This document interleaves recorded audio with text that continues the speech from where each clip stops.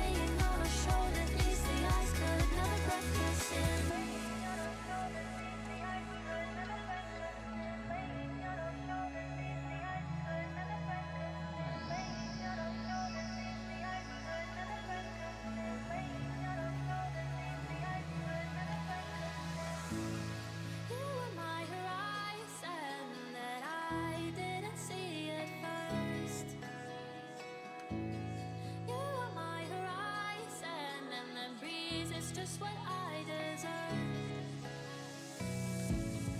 You were my horizon that I didn't see at first.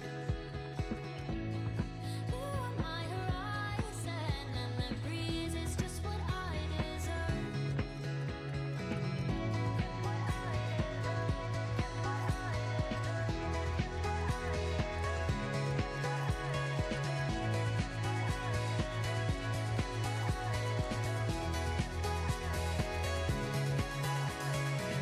I used to view you as a mountain that I couldn't climb at first, but I've only stumbled over diamonds, and I no longer fear the worst.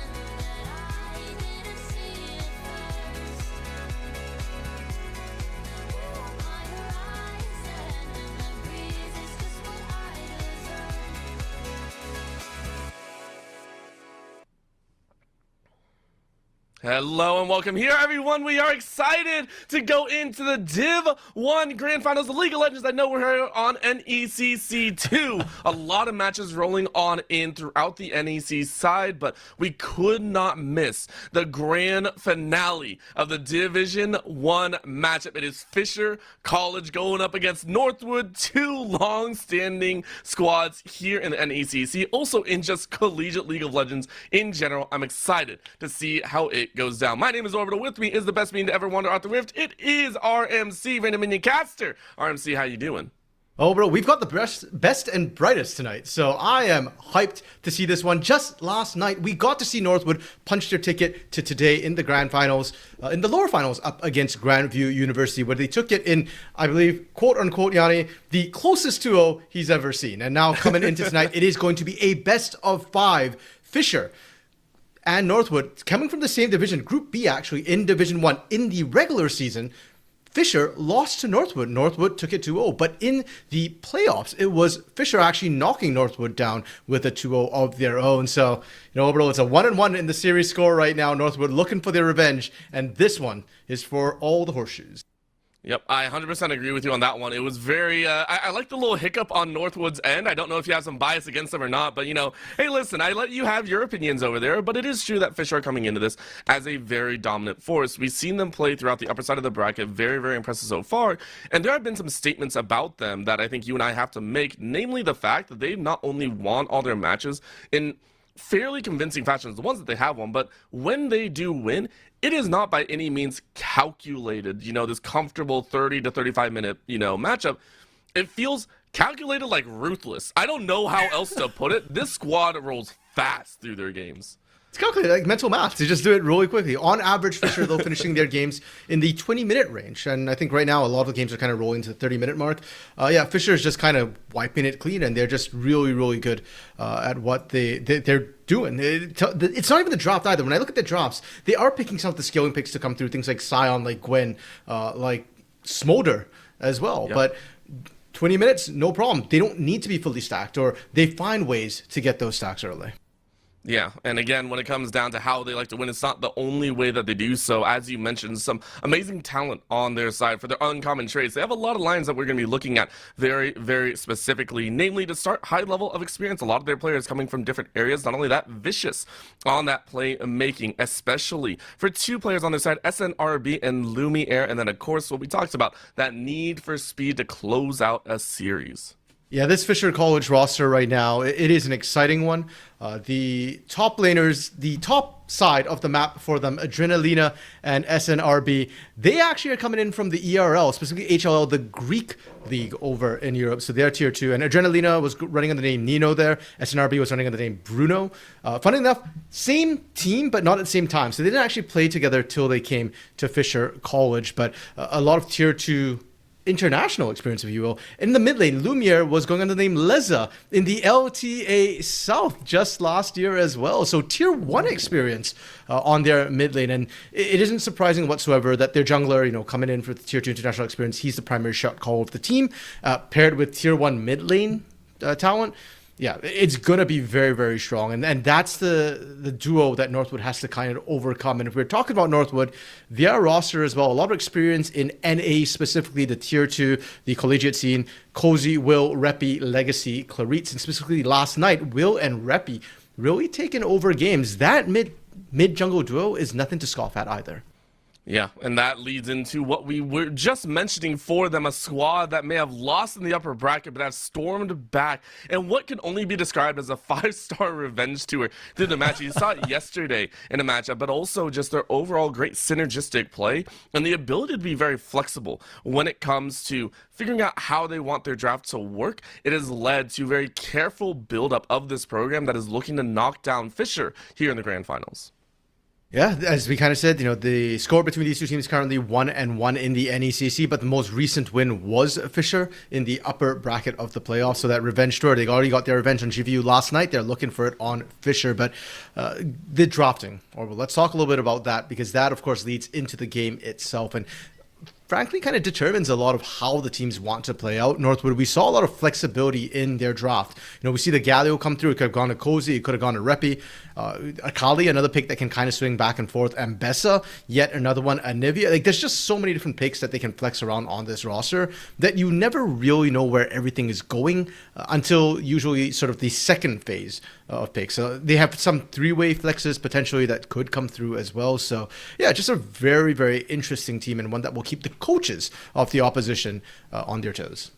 And that's what makes us very, very excited. Again, the Uncommon Trades brought to you by the Army National Guard. A very big shout out to them for making this also possible, allowing us to bring a lot of this action to the forefront of your viewing pleasure. Make sure to go ahead and check out what they have and maybe find your calling at thenationalguard.com. Very fun here. Forge Trials headed up as well, and all eyes are headed towards this draft number 1. So RMC, we're diving on in, and maybe we do get to see that explosive early mid-game, or I wouldn't say mid-game, I meant more mid-lane and jungle drafting for these two squads. Let's see what the revenge matchup has in store for us. Fisher College on that blue side to start.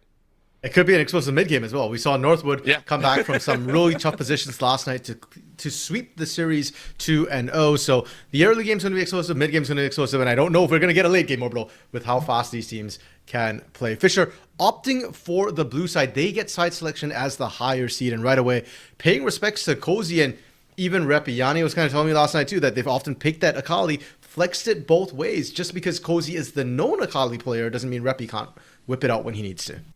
Yeah, and it's very instinctive, again, to make sure that you just don't give your hands on very comfortable champions in the first game. I feel like both these squads, especially with the team that loves to roll 20 minutes deep, or I should say shallow in League of Legends terms, it's scary when you give them a perfect draft. And when you give them some of these high-key champions, it can build up to that point where they get the perfect draft and they'll just roll you over as well. We're starting to see a little bit of a flow down of the chart, the Jace and the Varus we've seen used by both squads to alleviate some of that pressure, build up inside of that jungle role sometimes, or maybe even in the ADC position. So taking out what's worked in the past for both ends, but for Fisher specifically, it's a look at that support role that Seraphine banned away. Yeah, and right now we've been seeing a lot of bot lane focus, specifically a lot of duos coming up. Seraphine, Ashe, Ezreal, Karma, Lulu, and Yunara, which is still a possibility with all the bans we're seeing coming through. So, yeah, you can only ban out one of them. It's going to be the Karma taken away. A lot of support focus, actually. And the Varus is an interesting one, too, because of the potential to flex it into the top lane. I don't believe Fisher has done it, but I do feel like Cozy would definitely do it. And Bessa being the first pick for Fisher, and that's become a bit of a flex pick. It could go top, it could go jungle, and the top lane answer to it has been Renekton. So Fisher maybe kind of daring Northwood a little bit, saying, hey, you don't know where this is going. Do you pick the Renekton, or do you kind of risk us just banning it in the second phase and then just putting the Mbessa top? Yeah, and there's the Xin Zhao, Will's favorites out there, 5 times played so far. Also a Victor's best friend, depending on the game that you're currently playing. Looking at the flip into the second pickup here, it is a Lulu with the Seraphine gone and the Karma off the table. We are looking to a little bit more safety, which I do appreciate for Northwood's end. This is going to extend a lot of these fights a little bit farther, depending on who gets a wild growth, who is going to be saved in some of these battles. So for Fisher, they say we're going to go in the opposite direction. Maybe not a super hyper carry in that bot lane, but keeping the range, making sure we can bully you out as we see fit. And it fits the ideology of Fisher, right? That sort of quick game. Caitlyn with the range, big lane bully, but also great at taking turrets early on. Now that's an interesting one. Yeah, because, you know, it feels like they just want the long range lockdown poke kill threat onto what is looking like potentially a Lulu Yunara. And now normally when you've got the Lulu, you want a bit of a hyper carry, but what do you go with? If you pick something like a Sivir or Yunara, you get punished. Ashe, we've seen this matchup a couple of times now. Ashe being one of the champions that can match range for range against Caitlyn. I like it in lane. It's going to give you a little bit more of that ability to stay in lane and actually look for trades. But the kill threat from a Lux Caitlyn is still there. A snare lands, it's going to be snare into trap into headshot, and next thing you know, whether it be Ashe or Lulu, either of them are just going to get wrecked. Yeah, I mean, it's a very tall ask, and for Northwood, I think you're up to the challenge here. We were talking about the Mbessa in that top jungle matchup. Well, the challenge has actually been thrown out in the bot side, and that's where Northwood are kind of rising right there. Now looking at some of the other bans to come out here, the Annie focus and the Ziggs at the same time, so Repi taking a little bit of fire in that mid lane. And I think that's respectable. Again, Ziggs would be the one that can kind of keep the longer range champions at bay with those bombs, with those minefields, with those satchels. So denying that value away from Northwood. Northwood now focusing in on the engage tools. The Annie plus the J4, assuming that the Mbessa is going top side. And there's the Aurora to bounce on in double ban towards mid. Repi having to drop to maybe a tier 2 pickup. Yeah, and that Zig's always a bit of a Repi special as well. I remember back in CLOL, it happened times where Repi just blows, you know, some of the weaker teams out in sub 20-minute games with that Ziggs. Great at turret taking as well with the Caitlyn. Overall, you're speaking about Xin Zhao as Victor's best friend, a reference to Riftbound, of course, the trading card game for League of Legends that just came out last year. We are going to see the Victor paired with the Xin Zhao. So a bit of a strong front-to-back composition we're seeing come through from Northwood already. They are leaving their top lane pick for last just to make sure they get some sort of counter pick. And Fisher, they say, bet, we see your team fight composition, we're fine with it. You're probably going to need to pick a tag. We'll just pick the Ornn, so that we have our own way of kind of finding engages. Oh, and they rounded out with the Mel as well. So this is very long range with some engage. The follow-up might not be as powerful, but this overwhelming artillery fire from Fisher is actually very, very scary. Yo! Hold the phones! We mentioned everything but this one. Cozy! Where did this come from, my man? Well, I like the idea for the lane pick, and Cozy is a player who, I mean, he plays Akali, right? He plays Irelia. He likes lane dominant champions if he has the opportunity to play them. Vayne, we've been seeing her creep back in more and more, especially into these tank top laners. So it's a great pick into Ornn, but it does throw a wrench into the draft, not just for Fisher, but also for Northwood, because you had a great teamfight composition brewing, and then we went Vayne. Great, double AD carry, sure. But I'm looking at the ranges you're playing at. There's a Lux, there's a Caitlyn, there's a Mel. All of them are going to be more than happy to punish a short-range AD carry like Vayne. There's an Ambessa who can look to gank up top. And for a second I was wondering, what are the odds Fisher would flex the Ornn into the jungle? Because they do that. Ambessa's lane into Vayne early is kind of rough. But later on, once she gets an item, with the public execution, if you ever land that gap close, Vayne kind of suffers a little bit. So Northwood, a very bold flex to come through. Cozy needs to win out his lane, and the rest of the team needs to make sure they don't lose out. And into a Mel, Caitlyn, Lux, I'm a little bit worried for Northwood. We'll see how their laning survives up into Fisher. I still think, though, for Northwood, it does make sense they were looking to be a little bit more flexible. Might not just be in the champions that they selected, but also in just how they look at the game itself. This out-of-bounds pick, we talked about Cozy being a little bit of a weak side king in there. Has the Akali, sure, but this Vayne is kind of out of left field, and if you're trying to be flexible, trying to break in on a BO5 series, by the way, long series of play, you don't want to give all your cards away, might as well, but for me specifically, the flexibility comes in the fact that I don't really like a Lulu and an Ashe. I was actually wondering, what kind of hyper carry ADC are you going to build out? So in that microcosm of what does Lulu pair better with, I actually like this Vayne a lot. I love the idea of a good Vayne Lulu. It means that if the Vayne needs to survive, you got the wild growth, you got the power up on the speed and everything like that. So in that microcosm, and I have to say this with all the air in my lungs, I like the Vayne there, but I 100% agree. This Vayne will be a very big question mark for Fisher, though. The Ambessa and the Mel can be a very big catch potential. I'm curious to see how it does against the Xin, Zhao, and the Victor. I feel like we can see the division of roles very clearly here. Orbital here, Vayne, action, kills, yes, play by play. I'm just like, Vayne, top lane doesn't fit comp, color, Yeah, that's fair. That's fair. You know what? I can't lie that I leaned into that a little bit more than I would have liked, but I mean, you got to give it to me a little bit, man. I know, that's fair. Go for it. We have seen Vaynes pop off in the past, and I feel like top lane, of course, is a bit of an island, and a lot of times we don't necessarily see the jungles go up there. We were talking a lot about sort of the jungle mid synergy that both these teams have. Will and Reppy, right? The players that played together, Will being the captain and IGL of the team. Last night, we saw him give a lot of love into that mid lane. And then we look over to Fisher, where even their coach Drake had said, hey, the playmakers of the team are SNRB and Lumiere. It is the jungle mid combo. And so we're setting that up. But right now, with this Vayne pickup, I almost feel like game one has changed the expectations. Sure, jungle mid synergy, still going to be important to control the map. But I really feel like we're going to need to see jungle and top start to work together a lot more, and almost more for Fisher, just because I do think the Vayne is going to really punish the Ornn in an isolated matchup. You need Ambessa to come in and help, but the timing of it's going to be kind of tricky too. Pre-level 6, I don't know how easy it is for SNRB to actually get on top of that Vayne with the tumble, with the condemn. If you're waiting till level 6, I'm just hoping that Adrenalina is not too far behind at that point.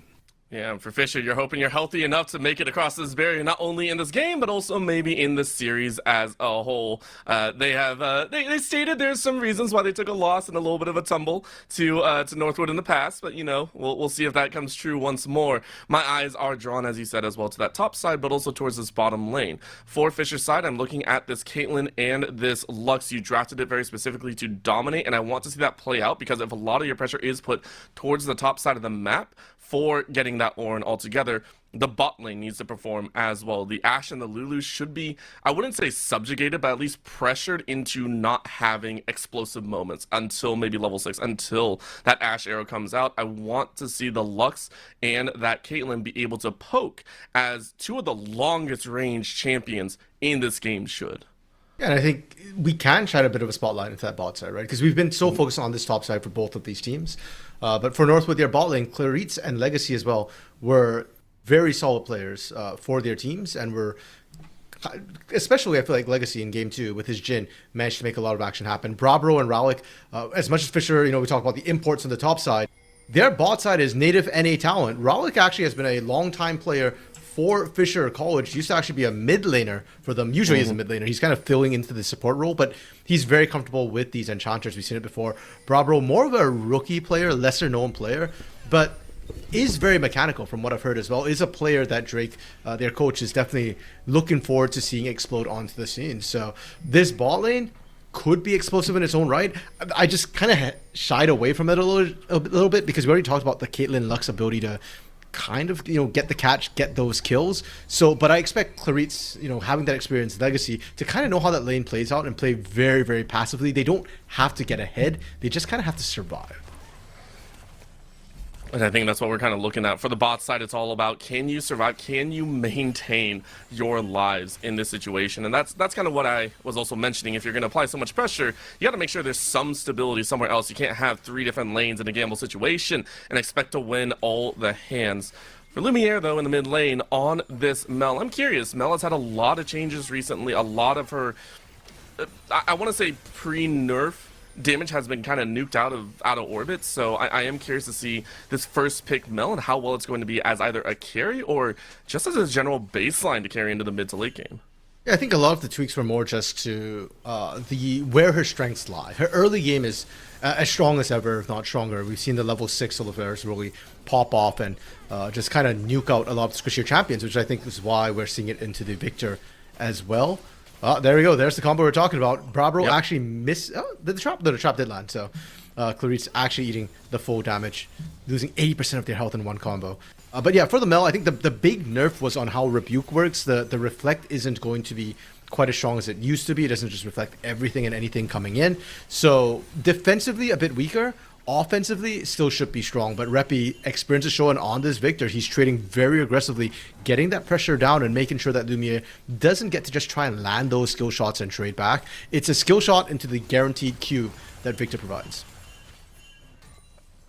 Being able to land that extra poke and kind of keep that farm up for Reppy, it's going to be a very nice balance at the moment. Clears for the junglers as well, starting on opposite sides. Blue buffs contained for both. Enzym on the opposite sides, but the HP bars are much a different story. I mean, I'm watching their pathing and seeing where they're going to go, but for Lumiere, the only place you're going to go is possibly back to base.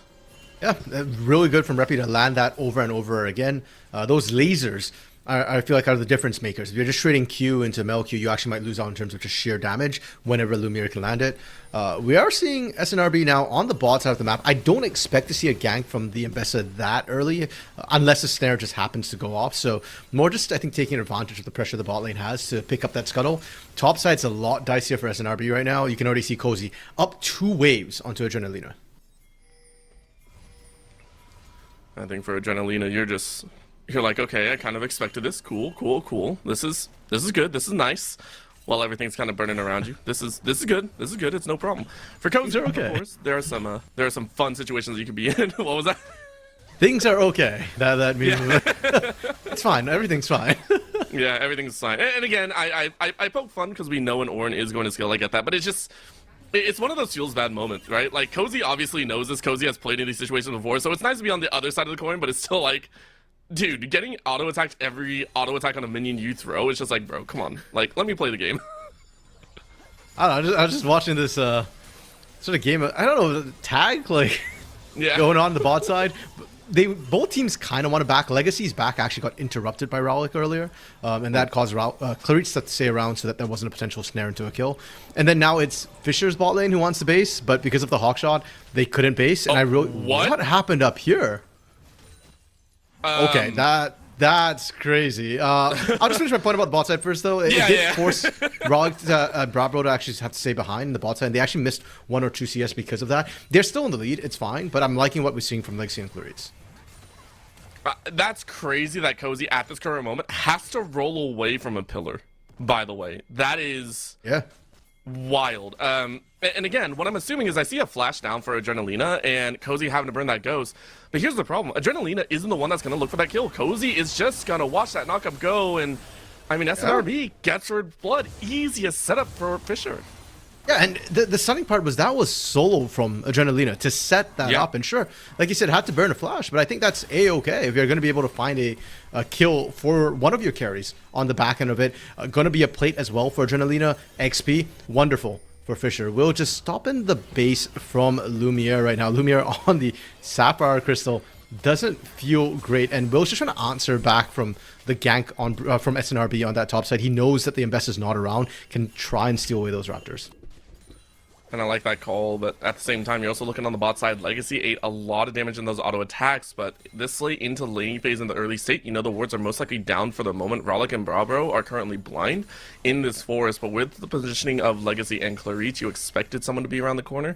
Nice little back off of the two. And again, for those two, you never have to take an upfront challenge to get into an elongated battle is understandable. Lumiere, though, flashing away from that damage, but here comes the Ornhorn on the other side. As Adrenalina is level 6 and is going to try and turn it around. There's another catch on the back end, and then comes the smite.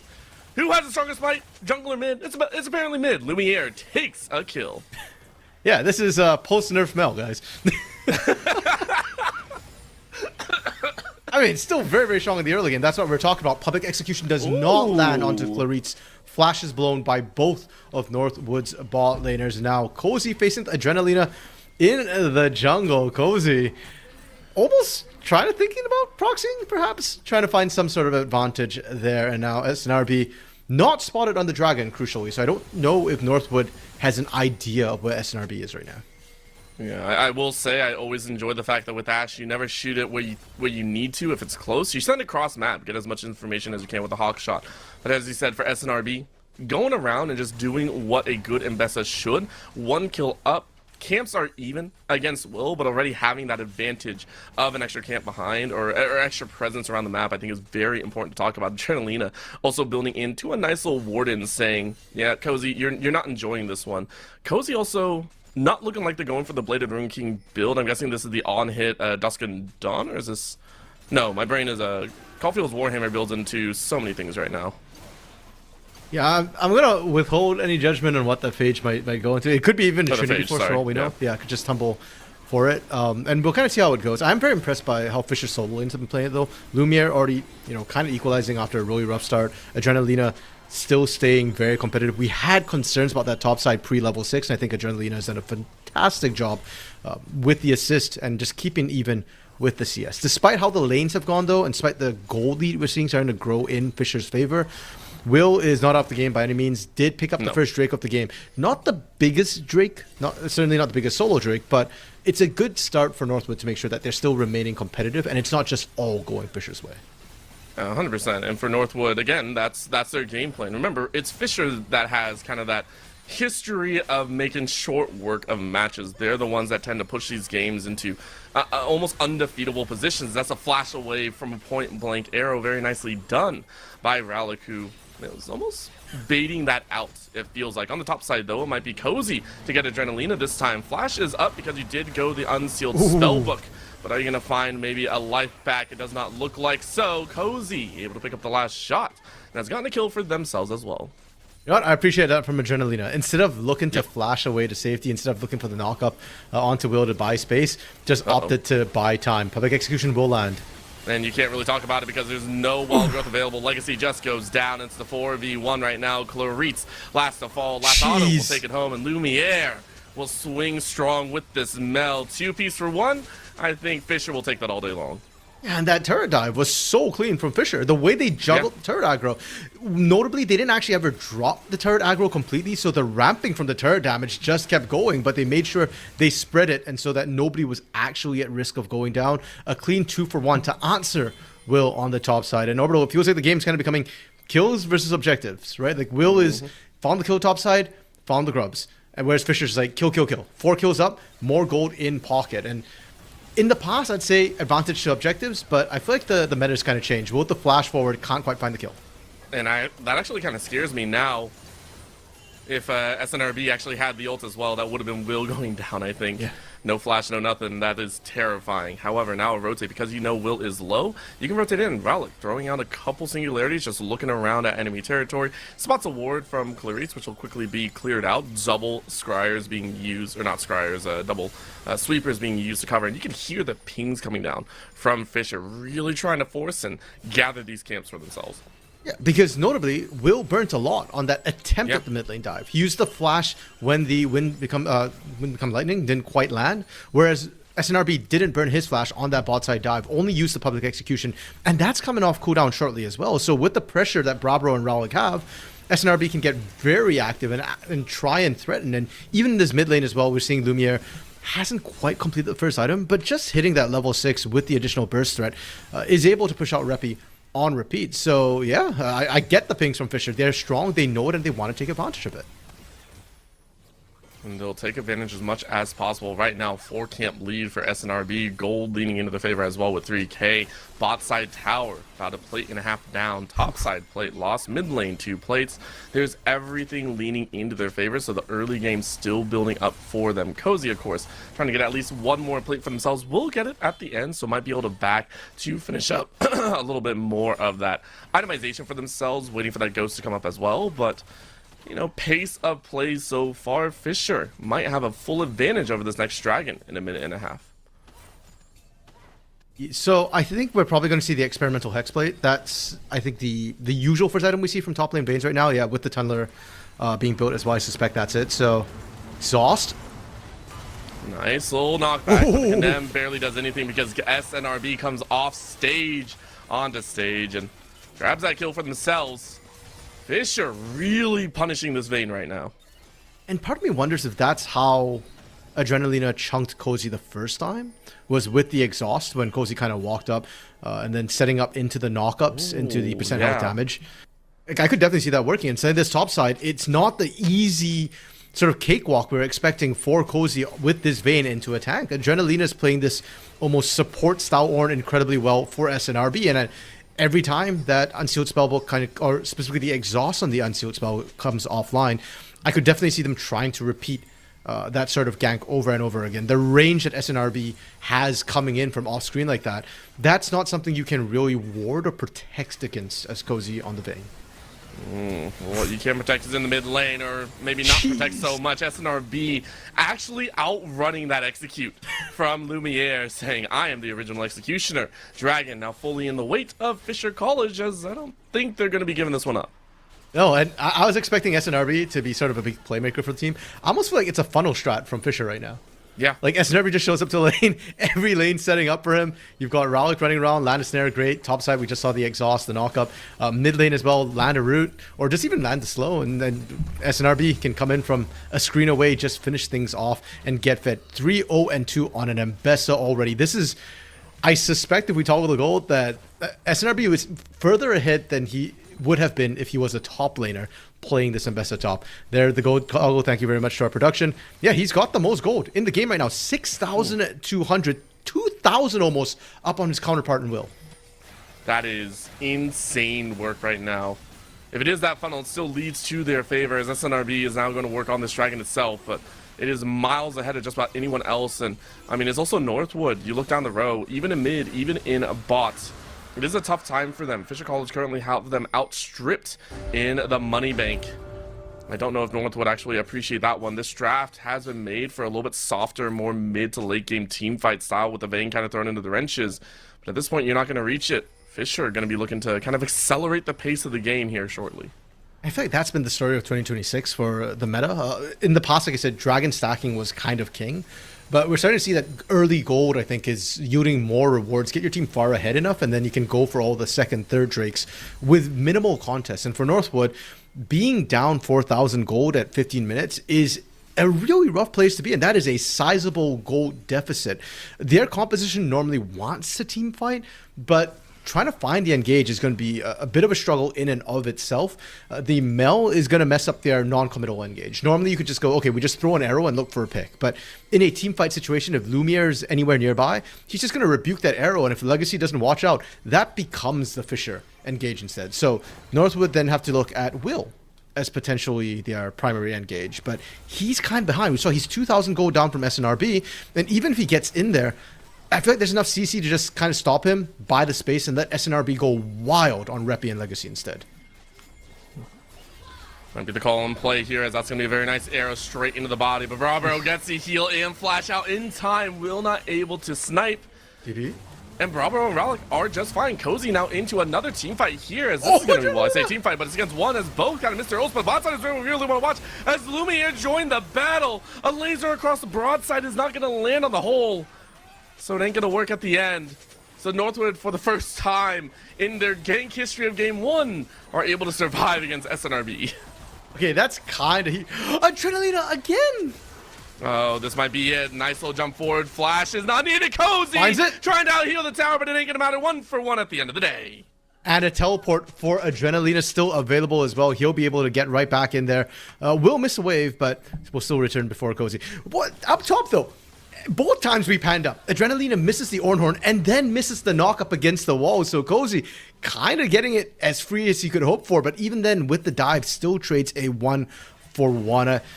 Honestly, not the worst thing when Vayne scales really well with that gold, but also not ideal when that matchup was supposed to be a lot more comfortable than this. Northwood finding the advantage though with the amount of resources Fisher coming into the bot side. Lumiere with the teleport. Reppy gets the plates in mid side and is going to get priority for Will to take this Herald. Yep.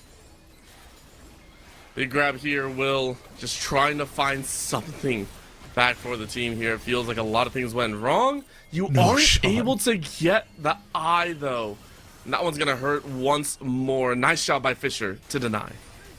Yeah, that is huge. I personally, I feel like as a jungler, if you've taken the Herald, like even if it's gonna cause your death, you just go for it anyways. And Will had flash. Whether he gets out, I'm not sure, but you kind of needed the Herald to equalize things because of the Herald play as well.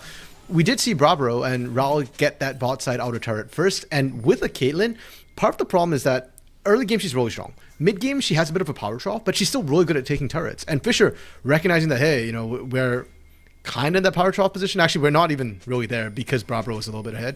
But we can just rotate Brabro into mid lane, take that turret, and now I expect to see Brabro being rotated into top side. If Lumiere can't take this solo, then expect to see Fisher send Brabro instead. Yeah. I like that idea. You just rotate your ADC around. Hex Optics, by the way, one of the most underutilized items, but for a Caitlyn, I think one of the most appropriate. I think, you know, when you get that extended range, it's just so powerful in the damage aspect. But Lumiere wasn't able to take the tower. Doesn't even matter, though, because it's now a rotation of this long range. Cozy, once again, getting a little bit punished under this top side, and with no summer spells, you're just kind of locked in for the battle. Tower will be taken away, but Cozy gets condemned on their own. It's a rough time against the rebuttal, but it will be tower and more for Fisher. Man, I remember when Mel was a support, bro, and she used to get paired with Caitlyn sometime. Adrenalina being run down, but it just tickles. That's a massage from Legacy. Dude, Adrenalina taking all of that, still making it to the turret, and Orbital, it's looking dire for Northwood. We said that the team fight is going to be an issue for them. The gold lead has ballooned from 4,000 pre-15 to double that in just 3 minutes. And now Northwood, they've got to look for picks. TP coming from behind the Legacy right now. And the reason is because the Dragon's coming up. You just talked about the gold lead. Well, Fisher also wants the Dragon lead. They're on par with this kind of 20 to 25 minute pace of game. I wouldn't say 20, but 25, 26 is not too shabby if you think about it. They TP in, force the rest of Northwood off this Dragon, and they will continue to run of not only being two objectives, but kind of denying Northwood. They denied that earlier Herald. They're now going to deny the third Dragon, and it's also Infernal. This is a massive Dragon to hang on to if you're accelerating with your money in your pocket. Well done by Fisher. Yeah, and Fisher doesn't even have to spend too many resources. Just a single teleport was enough. Yeah. Cozy? Oh, Cozy, no, not again. Oh, he's dodging? Predict Cozy trying to dance it, but the damage is just overall way too much here. Rowlick even came in for the snipe, their first of the game. A little bit cheeky on that back end there. That's fine. Yeah, Rowlick deserves some credit. He's been doing a lot of work. He's a mid laner as well, on a mid lane champ. It's A-okay. We do see Northwood at least answering back with their first start of the game. Objective bounty as well. Trying to help close that gap, but it's really just keeping the gap pretty much static at 8,000 gold. I know Reppy is safe, but I'm scared watching him do this, man. I mean, you said you're scared. I think Reppy's scared as well. Take a look at this. A little bit of a fight in as SNRB is coming around the corner, but Will is here as well. Flash over the wall, too. Safety, 8's in the hole, going to land. Take about 25% of your HP. Will, though, trying to get to the wall, but you're not going to find Snappi it. wants more. Flash over the wall now for Lumiere as they catch yet another. And Reppy goes down. Your reputation plummeting as Fisher forced Northwood to pay the price. That's the scary part, right? You pushed up to get the turret. That's fine. But you don't have an outer turret of your own. So that is a very hyper-extended lane. As a lesser mobile mid laner, you don't have really escapes. You're going to get punished. 20 minutes on spawn, Orbital. Baron just spawned. I don't know if you can do this. There's a reason why teams can't take Dragon on Rip. Cozy? He gets everything. I love that so much from Cozy, though, because desperate times call for desperate measures. You know Fisher currently own the map. You know Fisher own wherever there's 2 or more members. So you're doing anything you can possibly do. One of the additions to that is the fact that, hey, you can telegraph your next move by a TP now. They obviously see that, you know, fly-by teleport. So you're at least able to stop the on-spawn Baron. What you're not able to stop is the fact that Fisher, for what it's worth, are just like, that delays it by what, a minute and a half? You die in the next minute, we'll take it still. And we'll see if Fisher can find that pick that they're looking for. Northwood just pushing out their lanes. And I wouldn't be surprised if we just see Northwood kind of just ping-pong the lanes right now. You don't really want to overextend and push those lanes and get collapsed on. For Fisher, there's no objective to really force Northwood to the fight either. So if Northwood's careful, they should be able to stall this out till the next Dragon comes up. They should is definitely different than they will. But I do agree with you on that point.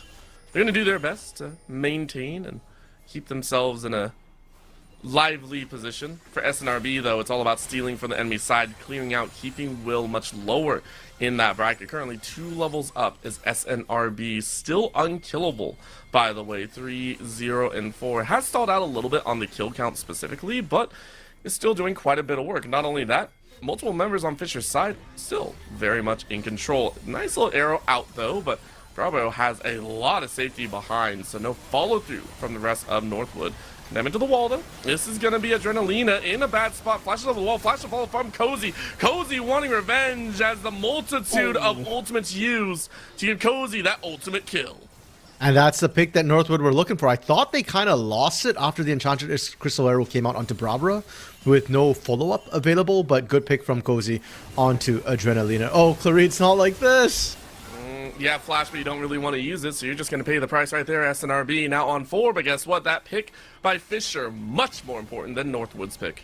Yeah, that's the potential Baron we're talking about. Despite the fact that both teams are down a member, Adrenalina has teleport. Clarit's does not. So we are going to see Fisher start this one up. They've got a lot of damage, not a lot of tank. Can he make the hero play?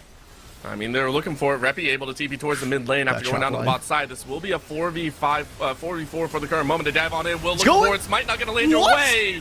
So Will go down as Raleigh takes it with an auto. I was not expecting that, but the damage can come through. Reppy on the back end gets CC'd with that snare. More to come as Northwood running for the hills. Laser across the back end. Fisher deny Northwood's attempt at a steal and now looking to pressure this tower. I respect Will going for that hero play, but Raulik, the support, get another kill in all that chaos, deserving it for securing that Baron in what was a dicey situation. Now Fisher with a more than 10k gold lead. They already had that at the Baron. They're just going to push it and look to end. I really don't see this going any other way. They go ahead, take 2 in tow. They have a super cannon minion there. I don't think it's going to be too much more. Top side will be leaning into Northwood's favor, so at least they might get some gold back, but I mean, not much to call for. You can see the pings going down, but it ain't going to happen. A lot of gold, but the Dragon ready to go for Fisher once they clear out this blue buff. And for the rest of Fisher College, everything is at their whim. I really don't think they have to take the slow route, but you know what? They want to be slow and steady, make sure they secure everything, get a bit more gold. Dragon is up. They have full control of the bot side. Really? We just wanted to go back to buy. Okay. You say that, I still think they haven't spent most of their gold, by the way. I think some of them went back to buy, but like a majority share of them rotated to jungle, into bot side, into clearing some of the camps. Now they go back and buy. Yeah, now they're going back to spend. They burned an extra 2 minutes, by the way, doing that. Yeah, that's sometime off the Baron. We'll see if it comes back to bite them. I'm going to be honest, Orbital. I think it's fine. I just don't think it's the most efficient, but I don't think that's a good way to punish them. Will? I mean, it might not be the most efficient, but it will be the one that gets them that win at the end as Raleigh skating away from Will, calling in reinforcements, laser across the back end, and poor Will's like, I might have made a mistake here. I don't really want to be here anymore. Doesn't have flash, use it earlier, but getting a little bit of speed up inside that river. Ornhorn coming out here, and honestly, Will, there's no real place to go. Lumiere is also one of the strongest members on the enemy squad, but you're able to peel off pretty dang well. This turn from I gotta escape to I gotta lead him on a wild goose chase. Yeah. That'll be a tower down in the mid lane. Hey, big win for Northwood. You get a tower for a life, and Cozy might take a second. Yeah, Will actually doing the insane, the impossible, and punishing Fisher for not trying to end earlier. Because of the amount of time Will managed to waste on that, that's 2 turns. That's a lot of gold going over the way of Northwood. Now it's still over 12,000, still a 12,000 gold gap, over 10,000, but it could have, should have been worth.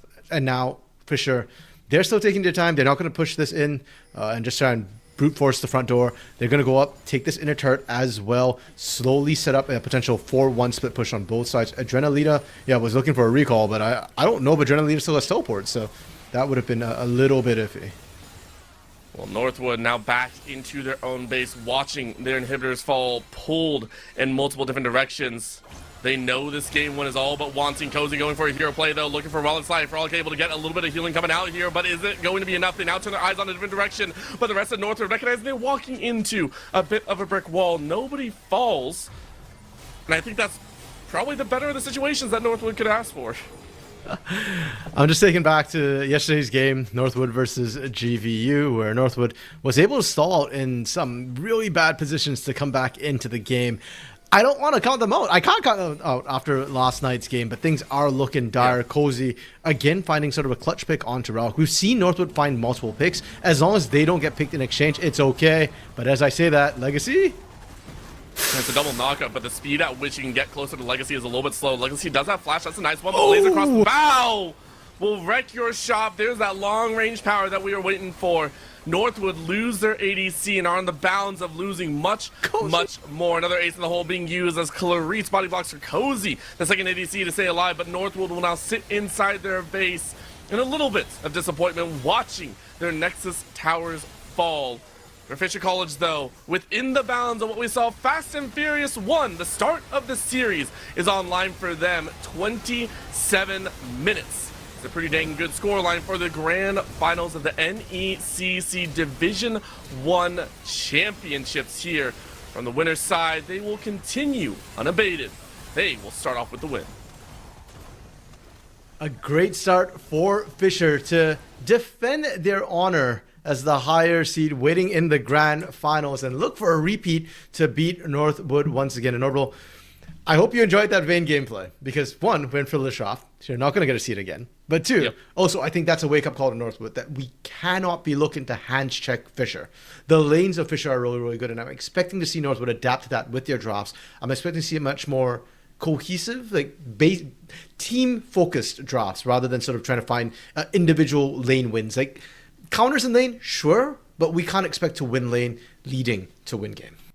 100%. I will agree with you on that point. We're looking at Fisher and also just being monstrous in their own right. I mean, SNRB was also very prominent on the map, and you mentioned it before, and I want to call it out because we said, you know, SNRB and Lumiere are going to be the main stars of this. They're drafting. Their style is always very fun to watch, and they're making the calls as well. SNRB was calling for kills. SNRB was not only calling for kills, but getting the kills and actually fighting the ADC and support for them. Do we expect to see SNRB able to pull this off again, or are we going to see that maybe a reduction back to the IGL of make the plays for the team? I don't see why not, especially when I give a lot of props to Adrenalina for how SNRB got fed that game, because I was not expecting Ornn to have that sort of level of threat onto a Vayne pretty much at any stage of the game, much less pre-6 when you don't even have the Ornn Horn available, which is your long-range engage for the Ornn. But Adrenalina played that so well, it set up the top lane to just be another camp for SNRB to farm, pick up kills, and just snowball. So if Adrenalina can keep performing this way, if Lumiere can keep performing this way, if Raulik and Brabra continue, you know, being the menaces that they were in this game, then yeah, I don't see why SNRB will have any problem whatsoever, whether he be the carry or whether he's the setup. All right, well, we'll see if they pull it off once more. Fisher College looking to continue their reign in the upper bracket side. They don't want to lose to a team that they already beat before.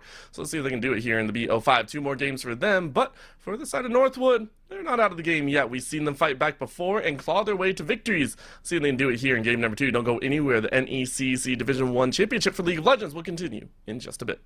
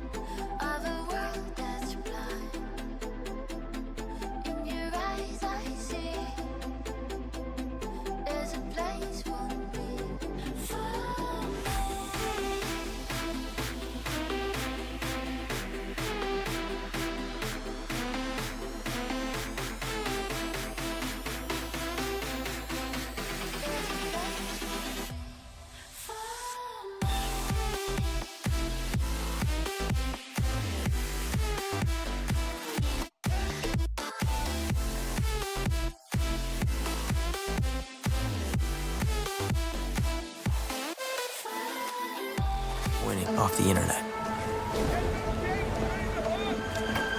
This is not one of those days. A few weeks a year and you'll discover the most uncommon time of your life.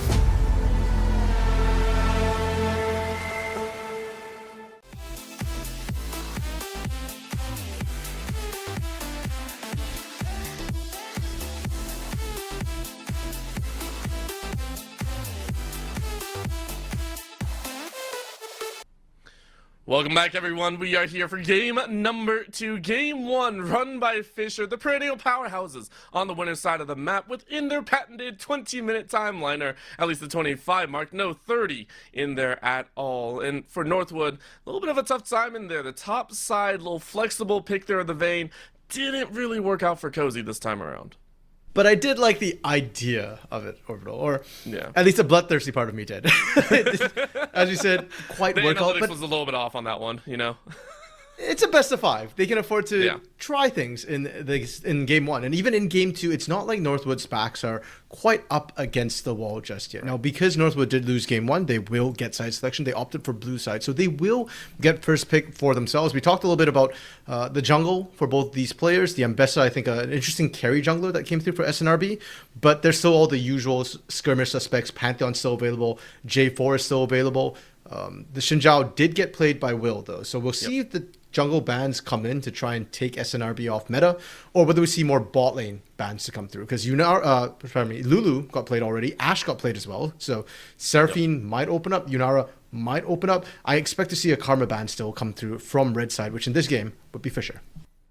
Yeah, I mean, the Nami, if you have to dip down a little bit lower as well, is still up. This is a champion that has been tweaked a little bit, but I think still brings at least the utility factor, maybe not the dominance factor that it was in the previous as well. So some of those supports could be making their ranges in.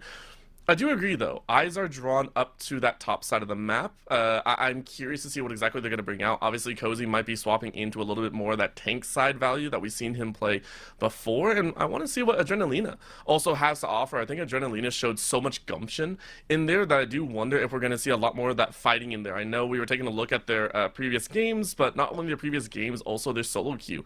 And on the solo queue side, they left a duel. Probably more than most of my top laners in my games that I like to see, you know, actually play the game. Please. Like that. You know, Gnar, Jace, Gwen, Rumble, like, these things can actually duke it out a little bit more than I think in Ornn. And I think that's the big difference between solo queue and organized play, right? In solo queue, you want to be the carrier for your team. In organized plays, a lot of times, somebody's got to take a backseat, and unfortunately for top laners, more often than not, it is them. But let's talk about the tanks for a second, because we do know that Cozy is capable of playing weak side, but even when he does, he prefers things like Cassante, like Gnar, where you still have some sort of agency and can still win out. Whereas Adrenalina has played a lot of Sion for the team. Now, Ornn is less prevalent in the meta than Sion. Sion has a better laning phase, often handles 1v1s much better, and has technically infinite scaling on his health, which makes him feel a little bit better individually to play. And what's scary to me is we saw how he played the Ornn. He didn't lose the lane into what should have been a hard lane loss. So if he can do that on Ornn, imagine what he can do in Sion. And now Northwood, do you ban the Sion? Do you pick it yourself? And if you pick it yourself, then all those big carries we're talking about come through. Gwen is a champion that both Cozy and Adrenalina play that is a tank buster. I wouldn't be surprised if we see Camille come through from either of them as well. So the tanks, it feels like a bit of bait for both these top laners, but we've seen Adrenalina pilot it to success. I don't know if Cozy has that same confidence. Yeah, I mean, for Cozy, I think that last game might have taken a lot of wind out of their sails. It was a very confident R5 pickup, I think, in there. We saw that slammed, I think, pretty quickly. And so the idea that the Vayne already got knocked around, well, now you have to have another idea in play. You got to be a little bit more flexible in how you focus on this strat. But for Fisher's side, I mean, they hit all their checkboxes. When we talked about their uncommon traits before, we talked about the fact that they take an early stance in these matches. They're able to get a lot of this experience rolling, clean it up, you know, really take over a game. In the early stages, we have to give credit. By 15 to 18 minutes, a 4K to 8K to, at the very end, like a 20K lead, they were moving very quickly. And if Adrenalina is pushed into that tank role, it could open up the rest of the map. SNRB, Lumiere, Brabro, and Rollick to play a lot more aggressive in their champions. You know, maybe not the long-range poke for Brabro and Rollick, maybe a lot more hyper carry status for them as well and accelerate through that lane. Or could even be set up. We saw the Ashe being played by Legacy in game one, but it's actually more of a Brabro pick. I think Brabro's actually played Ashe more times than Legacy has here in the NECC this split. So there could still be potentially like other setup AD carries. The Varus that got banned in game one, I wouldn't be surprised if it gets through the bans, if Brabro actually opts to pick that one up. You could play things like Aphelios as well, potentially to set up your team. Gravitum being a wonderful gun to do that, and with Calibrum especially, the long range setup can get kind of nasty for a lot of teams to play into. And as for Ralik, I feel like he's a bit of an enchanter specialist. Again, a mid laner swap into support. I'm not worried about his pool whatsoever in the current meta. You still got the Karma. You mentioned the Nami. Seraphine still on the table. Did get banned game one. I don't know if it will continue to be banned now that the Ashe has kind of gone through. And that to me is what's making this second draft that much more interesting. And speaking of, we're in, once again, Northwood on blue side with first pick. Yep. Time to take a look, and for Northwood, I wonder if they are going to focus on those same bans once more. As you mentioned, a little bit more targeted. I think in the early status, we saw the Annie as well as the J4, big engage tools taken out, and it looks like they might be leaning into that once again. For Fisher, if we're going through the same value, it would be the Akali to start out, still giving a lot of respect over to an opponent that can take over a game, that can do a lot of damage in there, but you're on the red side. You have the ability to counter if you so wish. No, respect and a little bit of wariness against a person's strength goes a long way. Fisher, ban out the Akali. Yeah, and normally in the current meta, we do see the bans kind of swap out when the team swap sides, just because there are so many strong first pick champions. And usually it's red side who kind of has to change up their ban significantly, but it's actually Northwood leading the change. There was a J4 ban last game, but it was in the second ban phase from Northwood. This time they are targeting junglers. We're seeing the J4 Nocturne being picked away. Ooh. I suspect they're going to focus on the Pantheon potentially for themselves, so they might just leave that open and force Fisher to ban it. If Fisher bans it, then great, we can potentially pick the Karma Ezreal, because Fisher only has one more ban left. Yeah, I'm curious what they're going to angle for. Okay. There's the Karma, as you appropriately read there. The Nocturne surprised me a little bit that you're pulling that out now. I wonder if that would have been like a game 3 angle instead that you're worried about in terms of the junglers available. The Orianna, though, very nice team fight setup, and I believe targeted towards Repi, another high-value pick in the mid, but Repi's played it quite a bit as well, so saying, hey, we don't want to allow you to have that kind of freedom, that flexibility to pick it up, B1, just kind of float on that pickup. What they're going to float instead is that Varus, something that is very popular nowadays with the ADC role. Nice grab for Legacy.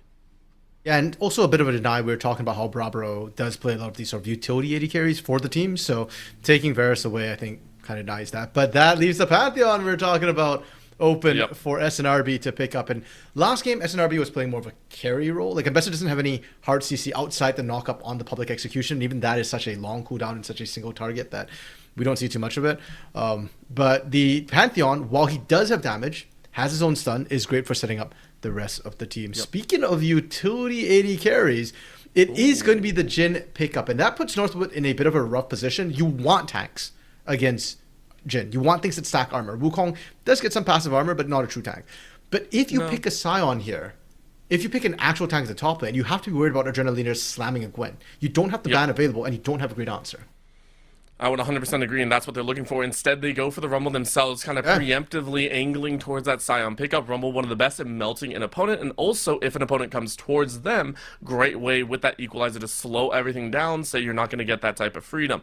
Last pickup here, do you match the top lane or not? No, you might be looking at that mid lane swing. I like it. Lumiere coming out with a little bit of trickiness here, if you so wish, with the Aurora. Granted, if you really want to get spicy, you could send it to the top side.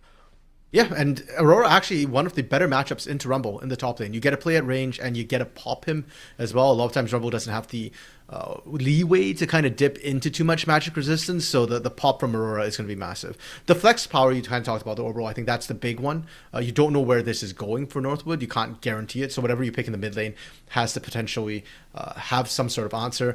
We are seeing the Sion ban coming through from Northwood. Doesn't mean that they think the Aurora is going mid. They just want to make sure that there isn't a Sion into Rumble where he can infinite scale and set up a front line for this team. But it does mean that Northwood likely to not have a true tank. So Brabro on this Jhin doesn't just have to play utility and set up for team, will actually remain relevant. And the scaling of Jhin when there's not a lot of armor on the other side is disgusting. Yeah, I mean, also that execution, that extra damage on the low HP, multi-bans coming out on the tank roll. There's the Cassante, there's a Scion, both of these taken away for Fisher's side specifically. And the reason I say that is we are going into the second round of picks here. Eyes out for what Fisher want to opt for. Either they're matching or not, and there's the Anivia. Okay, so that also locks in where the Aurora is going to go. Lumiere bringing out a little bit of the Bright Bird for themselves. Well, Orbital, I know that both of us like to play Anivia mid, but right now she's more of a support, especially into a mobile bot laner. So into something like Varus as well, the wall is going to be very, very effective. I like the sort of flexibility. This draft from Fisher feels like a Northwood draft to me, where like anybody could go anywhere and you don't know where anybody's locked into till the last pick. But I do suspect that is going to be a support Anivia to punish Northwood. Pairing with the Varus, it's a Rakan for that team fighting. I like it. A lot of team fight damage comes through. And the Syndra, just generally good skilling, generally safe lane as well. It's not particularly easy to punish with the scatter of the weak being able to knock people back. It is going to be that Anivia support coming out here. So just like you called as well, RMC, multi-magic heavy on the top through bot side of the map for Fisher, but I like what you kind of called out. As you said, we weren't sure where the Aurora or the Anivia was going to go. The flexibility has multiple different lengths. Not only that, Fisher now have the ability to play around the actual map fight itself. I want to talk about the amount of control they're going to have in zoning opponents off, jumping over natural terrain, being able to fire from so far away, the Anivia wall versus the Aurora hops and the Ahri dashes. You can manipulate a lot of these battlefields in every which way against a squad like Northwood. Yeah, it's really scary, especially early on in the game. There's really high base damages on quite a few of these champions as well. The damage overload that could potentially come through from Fisher is going to be nasty. But overall, for all the threat that Fisher has, for all the agency and the mobility, the ability to tear teams apart, Northwood has really good team fighting. And if Northwood find the engage, if Fisher ever clump up by accident, or even if the majority of the team clumps up, they will and can be punished. I'm kind of worried for Brabra, especially on this Jhin. Jhin, the least mobile member of this team for Fisher. And when I'm looking at, the Rumble who can lay out the equalizer, the Rakan, the Wukong, Brabra might just become the sort of whipping boy for Northwood if they can't find any of the more mobile targets. Well, let's see what they can do right now. We're heading into game number 2. Northwood hoping for a chance at evening up the scoreboard. But for Fisher, it's not a goose egg, I promise. It's a number 1 beside their name. They're currently up 1-0 in this series and looking pretty dang good while doing it. Early side laning, though, it's going to be a little simple plot. You can see in the bot side, the bird is the word as they're hiding inside of the brush trying to get some extra damage. But Lumiere really taking it to poor Reppy, who really can't dish any extra damage back in terms of those ability trades. Yeah, the level 1 first is a little bit difficult because you've only got the one skill, the orb. And if you can land it, maybe you can trade even, but it is a skill shot with a bit of a setup, especially, onto an Ahri, such a mobile champion who can run around. Bot side, okay, so mid expect it to kind of be Ahri favored early on. Top side could be a bit of a fist fight. If the Aurora plays it right, she should be slightly advantage range into melee, but not significantly so. Her early burst isn't necessarily the biggest.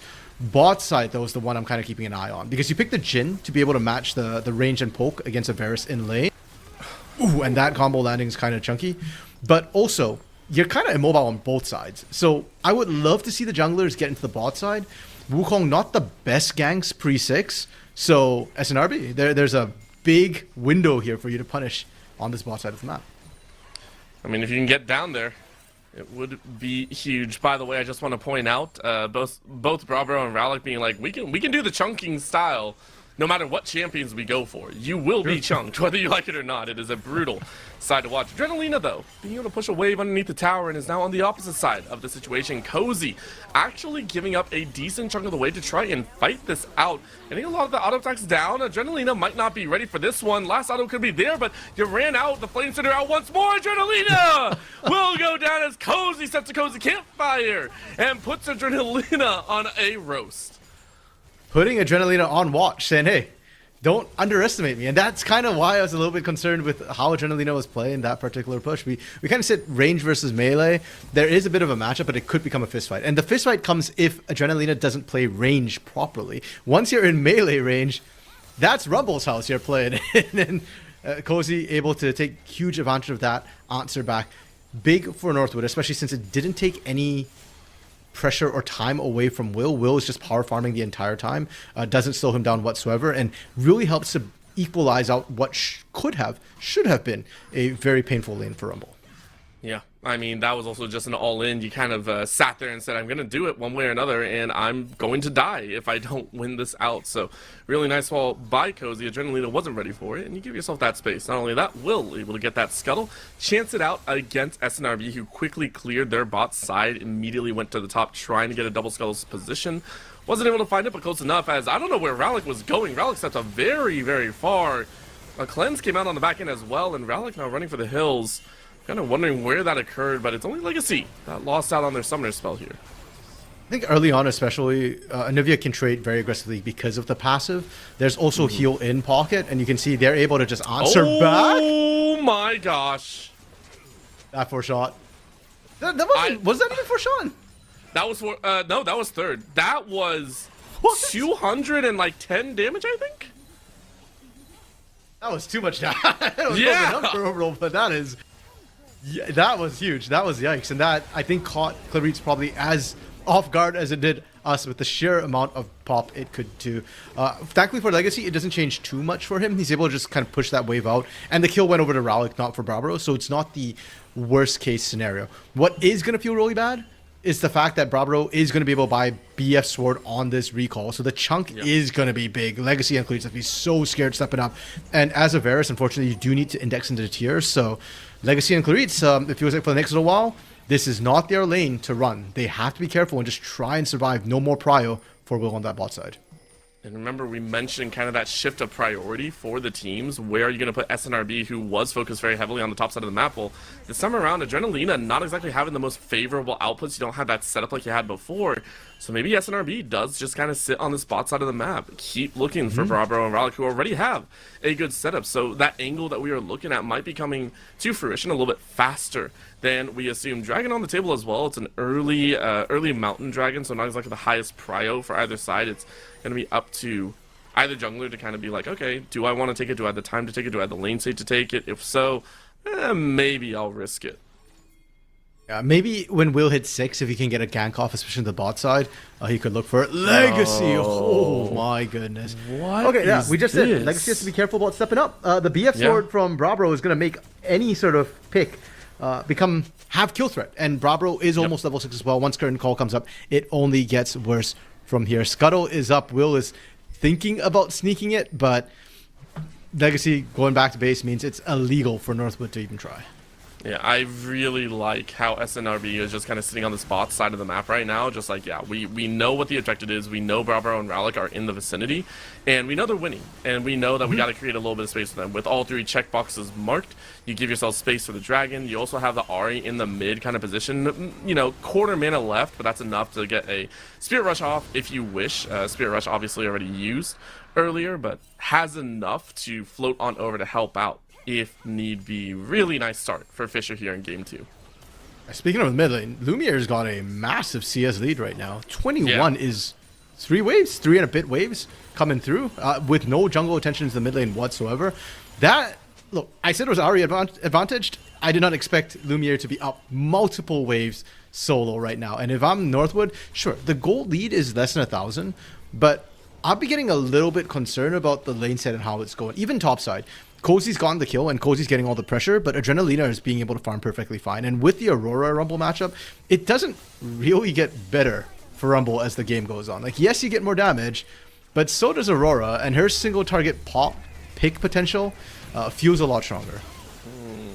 Okay, good attempts. I like it. Legacy just trying to shell out as best they can with the level 6 before Ralik is able to hit level 6 as well with that Glacial Storm and kind of freeze you out of those moves. But right now on the top side, poor Cozy, we saw that line up in the sight line, and SNRB comes in for the sliding kill.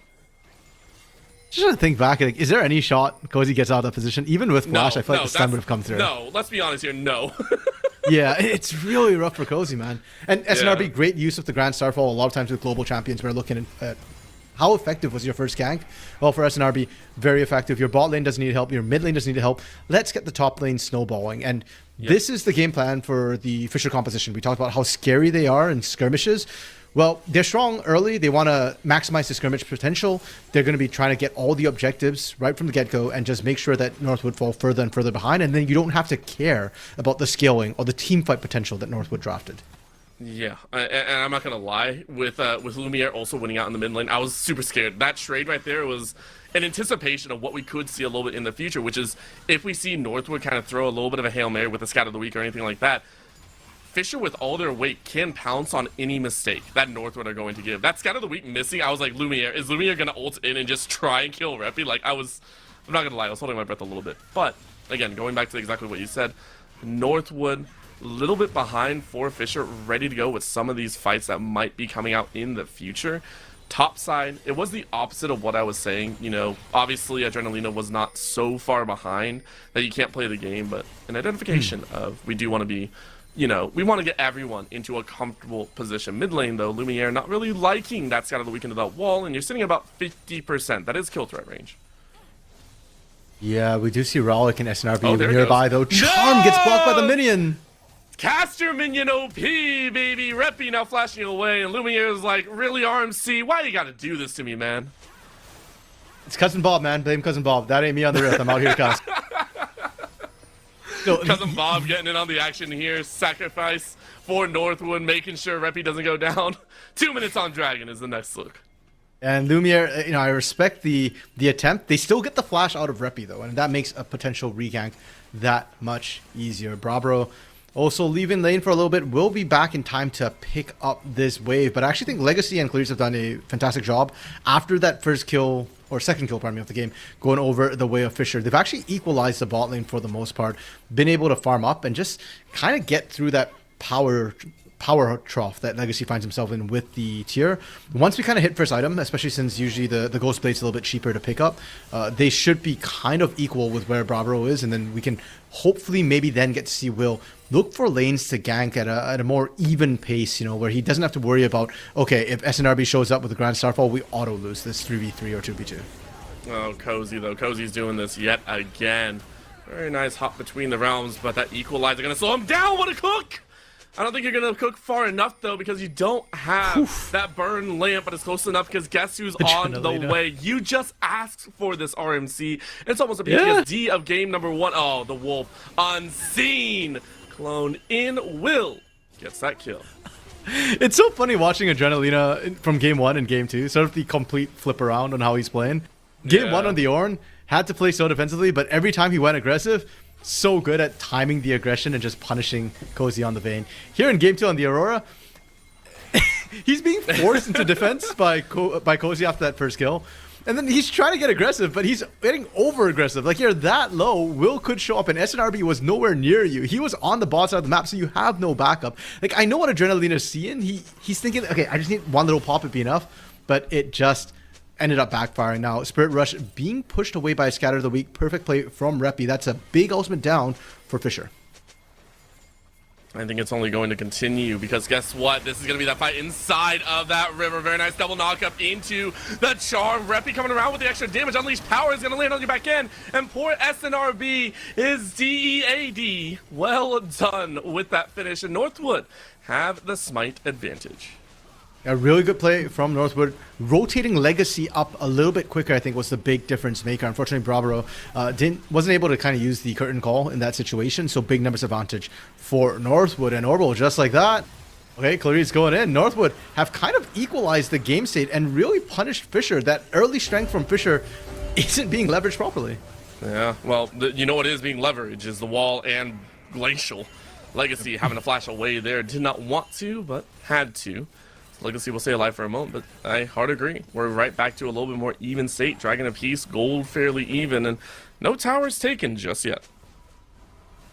I think Legacy is on the Yomus as well. One of the nice things about Yomus is that even if you're behind in terms of boots, really good interrupt from Rog. Actually, we saw this from Rog last game a lot too. He kept interrupting the base timings of Legacy and Clarice so that they didn't get the optimal times to go back and kind of match items. And I was just talking about the fact that, hey, if Legacy gets Yomus, it gives him a speed boost as well. So even if he's behind in boots and doesn't complete, you know, the boots to match the Swifties onto Brabro, it's actually kind of okay because you can get that burst instead to answer.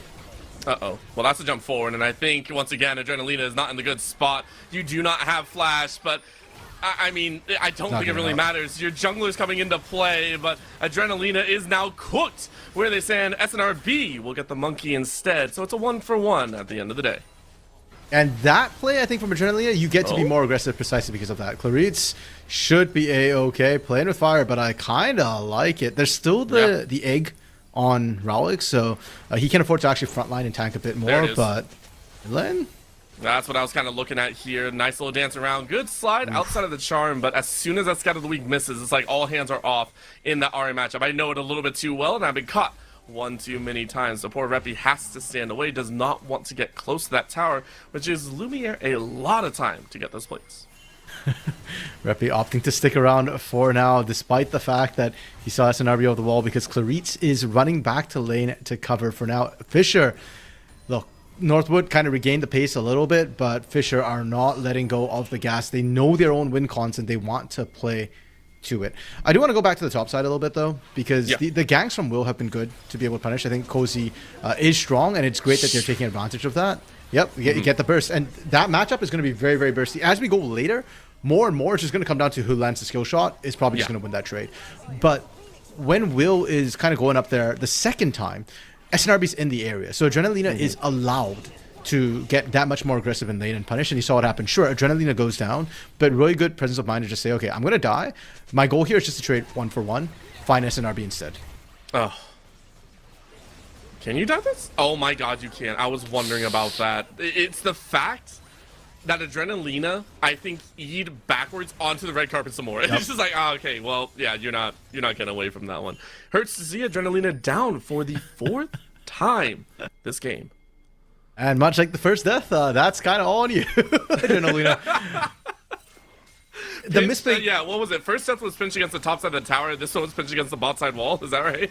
Yeah, but it's also, you're opting for this, right? Like, Adrenalina suspected Cozy was still in bush, and I don't see why he wouldn't be. Chose to step up, and unfortunately wasn't quite able to position properly. Flash was also just about to come up, wasn't able to do that. A max range arrow from Legacy, just to land a little bit of a poke and establish control on that bot side. Lane swaps coming through. Adrenalina doesn't want to deal with this anymore. You know what? It might be a little bit late, but I appreciate the call nonetheless. It's just like, I really can't stay up here. Can someone deal with it? And it's going to put a decent hold. Keep in mind, Lumiere did opt for the upgraded Merc Tread boots, so having that extra kinetic Recurrent in there will help buffer against some of Cozy's damage. Who went for the Protobalt first, a lot more of that flat pen build instead of the Leandri's first, so isn't going to have that melting presence. So it is a nice call, but it goes a little bit more than that. We're seeing a play on the bot side, though, as Will's looking to cheat around this wall. Beautifully done, as Reppy's coming around as well. Might take him a couple more seconds, though, as that's a flash forward into the charm. Poor Valkyrie left with the wolves. But top side, we're also seeing a dance of doom. Cozy is getting ganked underneath the tower. Observer, please go there. As Cozy was able to live a 3v1 dive, and Fisher are the ones that lose out. Yeah, really good response from Northwood, actually, to spotting SNRB on the Herald, and they kind of had to go for that play. Yes, it's a 4-man dive. They're able to find only Rowlick, but a 1 is still better than none. Shall we? Going to be moving Lumiere to charge into this bot side as well, and these turret takes orbital signal that we're about to move into mid game. Things are going to change a lot now. Adrenalina doesn't have to be locked into lane against the Rumble anymore. Can start to move out, and we get to see the pick potential for Fisher come through. While meanwhile for Northwood, hopefully we get to see the team fight start to come through as well, because up to now, Will cycle on the bot side, I think, was the first time we actually got to see him use it. And even then, it's only just onto 1 to 2 targets. Ideally, you're wanting the big team fights. You're wanting the Chains of Corruption into Rakan, into Cyclone, into Equalizer combo. Okay, you're kind of mean because Will did have that mid-river fight earlier that did kill SNRB and then gave the Cloud Dragon over to Northwood. So we'll get credit where credit is due. Will has had 2 Cyclones so far. Okay.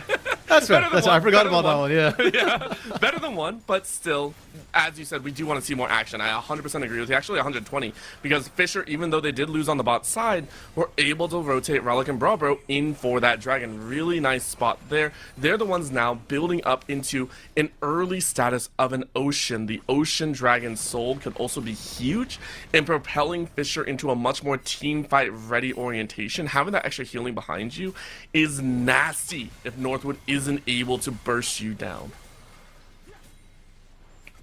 Just thinking about, like, against teamfight compositions generally, it has less utility. But yeah, especially since they don't have a tank overall, yeah, I kind of agree with where you're coming from. Any sort of increasing their health will help a lot. And I think for Fisher, they don't want to get hit by the team fight anyway. So ideally, if they can limp away with that Ocean Drake, it'll definitely come in kind of handy. It's going to be another 10 minutes, though, before they are able to pick that one up. And so far, I've been liking Northwood's rotations a little bit more. Topside turret did go down, and they're about to find Relic. I really like that call. Equalizer being dropped as well into a Flash Cyclone, drawing SNRB into the battle. Good shield to come out here.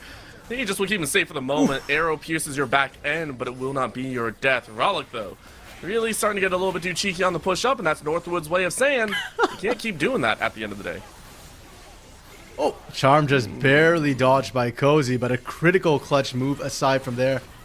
And Adrenalina just trying to push them off right now, scaring them between worlds. No real kill threat, no commit to come through. And this is what I'm talking about. I'm liking Northwood's rotations a little bit better. They got the better lane assignment. Cozy takes the top side outer turret, rotates into mid lane. And meanwhile, Fisher, they were still just trying to find sort of comfortable lanes to play through. And it's just kind of not working. It's letting Northwood rotate a little bit earlier, get those kills, get that pressure, and get themselves actually ahead in this game for what feels like the first time. Yeah.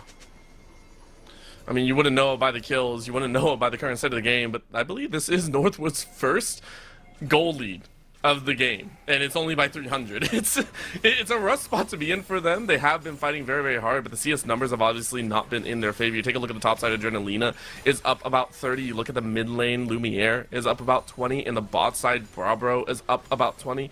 SNRB is up by 10 as well, so the reason it's still this close is really because Fisher has just been out-laning, I think, in the CS department there. So, you know, for Northwood, you're not really going to feel your lead for a while. Well, for now, we'll see if Fisher are able to kind of leverage that strength that we were talking about. Okay, they go again with the Glacial, but it's on the far end that Will is looking for a nice count of the week. Triple threat on the Bravo, who does go down. Lumiere's around the window with that charm will drop Wukong where he stands. Opposite side inside the jungle. It's a try and attempt at a turnaround, but it's Fisher that baited in Northwood, and they hooked a big team fight with 3 straight kills. And that's what we're waiting to see from Fisher. Up to this point, they weren't able to do it. Reppy able to dodge, but you can't dodge a point-and-click stun. Oh, no, you cannot. You also can't kill an Anivia who has Egg. Unleash power does little to none. And now Legacy is on the chopping block. Flash forward and more as Fisher College gets the ace at 20 minutes. And just when we thought the game was slipping away from Fisher, just when Northwood get themselves a lead, Fisher spring their trap, and they're now 3,000, just shy of gold ahead from Northwood. And that's what we need to see from this composition. That's what we hadn't seen from this composition up to that point. Messy fights, skirmishes, individual agency and mobility. The more chaotic the fight, the better it goes for Fisher. And for Northwood, let's not forget, they pulled the trigger. They saw Brabro and Rauik up in the mid lane. They thought, okay, that's the immobile bot lane. They're pushed up. We can punish. But it turned out it was all bait. And sure, they get Brabro, but he's not the big damage threat. The damage threat is everybody on this team. You need to kill multiple members of Fisher and or make sure that they aren't able to get their damage down, that they're busy running and not fighting. It just feels like that overload is becoming more painful. Rollick now maybe not as aggressive, and it is going to be Will once again to kind of draw them outside of the week and more. All to kill poor Lumiere. When one falls, though, we shall continue. As the saying goes, somewhere out there, Northwood get one. The unfortunate wall from Rauik actually ends up putting up Lumiere.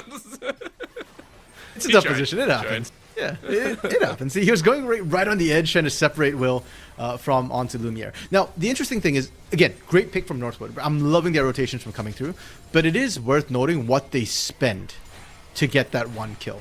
That's Cyclone down. That's Chains of Corruption down. That's Battle Dance from Rakan down. So 3 big teamfight ultimates get used just to find a single pick. Whereas for Fisher, they're burning 1 tool, 2 tools to get a pick. And every time Northwood burn that many sort of playmaking tools to find a pick, it also does mean that they can't fight for the next minute or 2 while they're waiting for those cooldowns to come back up. They got to be a little bit smart about how they're going to do this, as Raulik realizes that maybe he doesn't want to recall right there. Will and Claritz are more than willing to run into enemy side bush. Multiple extra bushes to play with as well, with this Ocean Soul around. Brabro, inside of the range, doesn't want to get hit by the Scout of the Week, so is able to step away, but this mid lane tower is the one that you want to watch for. But for Northwood, it's all about looking at that next Drake. In comes Cozy as well to build this out to a 5v5 dragon fight. Good instincts from Northwood to drop the trinket there, recognizing that probably Adrenalina is looking for the flank. And now both teams kind of grouping up for this. The big ultimates for Northwood are back off cooldown, and Fisher, they need to make sure they are not grouped up, that they don't get caught by the wombo combo to start a team fight up. Oh, wow. Early jump in because they look like they caught Legacy, but it's all about that middle river fight once more. Bravo is still alive with one, but backside is annihilated by Lumiere. And it is going to be Fisher once again to get the damage. SNRB stabs poor Cozy in the back. Adrenalina will finish it off as the Screets, the only to survive. Fisher College once again with the beauty of a team fight. Immediate pings onto Baron. Forget Dragon. Eyes on the bigger prize. And Fisher, they deserve it. Just as we're getting a bit concerned about, okay, they are kind of getting grouped up for the team fight. There's not a lot of avenues for them to come in. They just pull the trigger from range, get the pick on Northwood, just walking towards Dragon and split over that particular wall. And because of that, they're going to get this prize. Now, Orbital, I'm not surprised Fisher won the fight. I am surprised that RB lived from Fisher after that fight. Yeah. That is the insane part as well. You know what it was, RMC? It was that one Dragon diff. That's what it was. It was a one ocean diff. Hey, listen, it's the one ocean diff. That's what I'm calling it right now. Could be. Now imagine what they can do too. Dragon is still up right now. Yeah, true. Yeah, Northwood didn't rush it, and I don't blame them. Like their death timers were pretty long, so it's going to be a Fisher Dragon. It looks like they're going to be the ones who get to go there with the burn buff. No contest from Northwood. I mean, this is as easy as it gets. Nobody on the side of Northwood even close to this Dragon Pit. If it were, it'd be Cozy, and I don't know how well you're going to burn down a Dragon with a smite on the other side. SNRB more than excited about this pace of play. Fisher, though, very much feeling like they're in control. Of course, it took them a little bit longer to get here than they would have liked. 25 minutes and a lot more of their base kind of taken apart than they would have hoped. But they are in line, as that's poor Reppy, who had to build an early little Banshee's Veil in there, or mini, I should say. That cloak is not doing too much work there. I'm kind of scared for Reppy here, but he did survive. No, you're just, you're gone. You're gone. Yeah, Adrenalina, okay. More than okay with that one. Yeah, the turning around was kind of brutal from Reppy. A little bit greedy, does backfire. Oh my God. SNRB. And Lumiere. Okay, we talked about the vicious playmaking from SNRB and Lumiere, and you've seen why we use the word vicious there. Yeah. No hesitation right on that pick. And I want to highlight too, this is zoning them off the midwave. Like, Fisher is pushing up the midwave, and Northwood needs to respond, but nobody can go and cut this wave or stop this push. They have to take the long way around, and this is a burned up team, so it's going to be a free take for them. And it's becoming much more apparent that Fisher know how to play this game. I mean, if the regular season didn't show anything, if the playoff run didn't show anything, I mean, this game alone is showing a lot. Poor Adrenalina, not going to like where they're positioned, though, as Cozy might get a little bit of an answer. That will be the shutdown, as Cozy has done so far in the 1v1 and 2v1. But they will pay with another tower on the top side, so even if they get one kill, Fisher extend their gold lead, which was a deficit of 300, now to 6,000 in their favor. Yeah, and if you're Northwood at this point, it's kind of damned if you do, damned if you don't, right? Yeah. You go for the bot side plate, and you're looking at this going, well, we're still down net gold because a turret is worth more than the one pick we're getting onto Adrenalina, of all people. And Adrenalina, unfortunately, 3, 5, and 8, he's not picking up huge bounties. You're not really closing the gold gap by doing that. But what other play did Northwood have? If they tried to defend the top side, I don't think they could have defended the inner turret anyways. The Baron is still on Fisher. So no, they are feeling really comfortable with that particular push. If anything, if you group up that side, maybe you lose more members on that. So for Northwood, it's a feels bad moment, but they've played through it. Baron is about to expire in 3 seconds. They're fine. And now if they can make that catch happen again, hey, there's no more inner turrets, or there's only one inner turret left for Fisher to try and trade on a kill for. Between a rock, a hard place, and a giant cavern waiting to take your soul, it's a tough call on either direction for Northwood. Dragging up in 2.5. Your vision lines being drawn in a little different direction as well, so Northwood at least have some information to work with. But for Fisher, they're just kind of taking a stroll at this point. You can buy up, you can do whatever you want. It's Dark Seals on 2 members, on Adrenalina and Lumiere. You can do just about anything you so wish. But of course it is Northwood saying we might have found a beautiful wall coming out of Rollick. You saw Clarice heading around the side, and now you're going to turn it right on its head.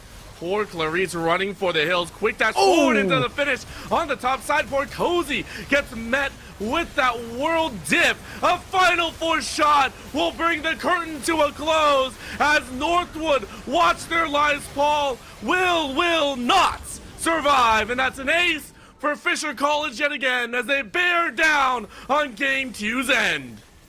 Where there's a will, there's a way, but that will and that way will not be today. Not in Game 2, at least, as Fisher pulled themselves up to a 2-0. Northwood backed into a corner, and Orbital, once again, that looked like Northwood looking for a pick, but Fisher are able to turn around. Northwood had vision, but it doesn't matter, because so did Fisher. Northwood are thankful that this is a BO5, but the ending might not be any different. Fisher, one step away from being crowned the winners here. I got a little bit worried in the early game, but I give a lot of credit over to Fisher, pulling things back there at about 18 minutes, 20 minutes, it was theirs. Well, there's a reason why Fisher has been dominant in the playoffs, and we are seeing it right here. Just masterful play coming through from them. Yeah, in the early game, it felt like they didn't get quite the big lead they wanted to. Like the CS and lanes was fine, but then Northwood seemed to be out-rotating them.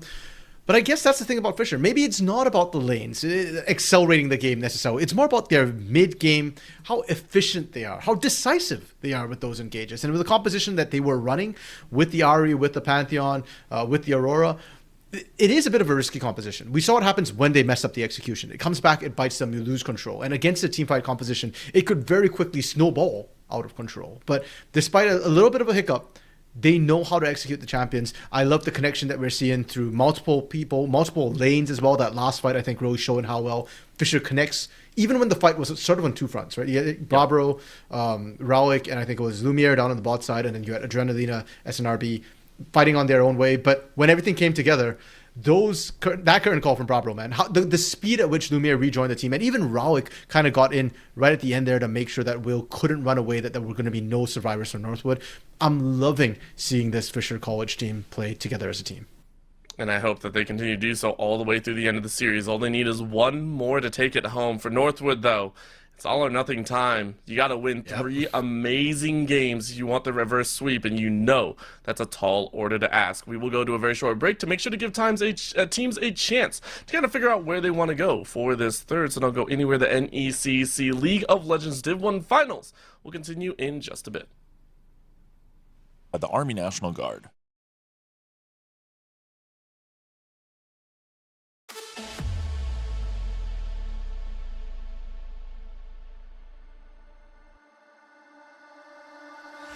All I seek to find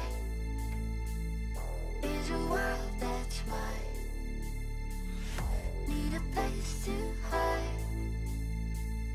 Will you free my mind? By the window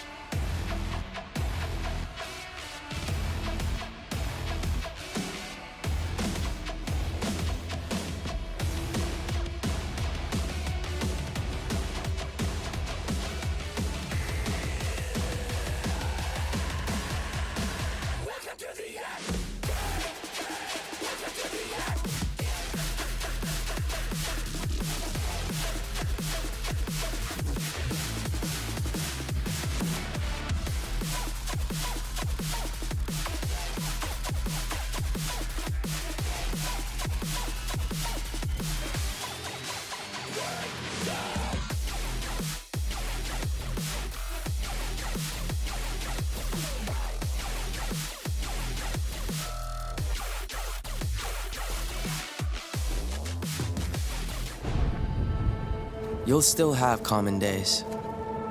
Forget someone's name mid-conversation. Count your tips at the end of your shift. Buy something disappointing off the internet. This is not one of those days. A few weeks a year and you'll discover the most uncommon time of your life.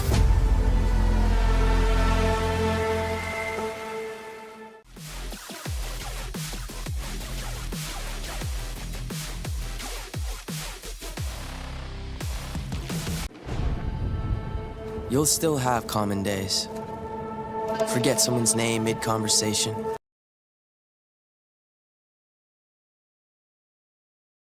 Wood looking like an insurmountable problem as they are sat at the bottom of this mountain known as Fisher. Fisher currently up 2-0 in this series. Very action-packed so far. Adrenalina maybe taking a tumble up there, but the Cinderella story for them may continue into game number 3. No Cinderella, of course. They are kicking butt. Eyes out for this game 3, though. On the red side, Northwood starting off strong on the draft with an Akali ban on their end.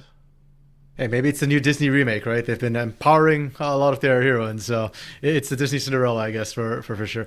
Fisher looking absolutely dominant. They're making this best of 5 look like a best in 3 at the rate they're going, and it's all the pressure onto Northwood right now. Their backs are up against the wall, and unfortunately for Northwood, I appreciate the changes they made between Game 1 and Game 2. Right? After Game 1, we said they need to be more cheese-centric. They did that in Game 2.